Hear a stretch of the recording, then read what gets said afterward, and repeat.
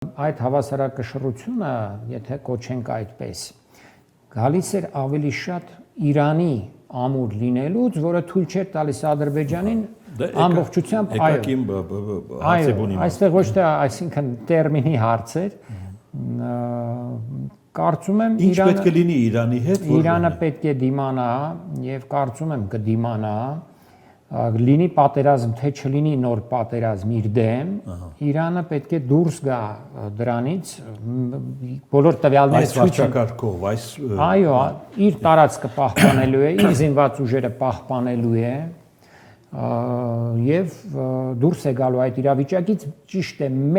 մեծ տնտեսական, ենթակառուցվածքային, արդյունաբերության կորուստներով, որովհետև այն հարվածները, որ արդեն իսկ ստացել է, բավականին հզոր են, հաշվարկներ տարբեր կան, նույնիսկ մի հաշվարկով ասում են $100 միլիարդ վնաս է կրել Իրանը, եւ եթե լինի երկրորդ փուլը, բնականաբար կարող է այդ վնասը կրկնապատկվել, բայց այնուամենայնիվ որպես պետություն, որպես ազգ, ժողովուրդ դուրս կգա այդ իրավիճակից Իրանը եւ կարծում եմ դրանով մենք մեծապես շահած կլինենք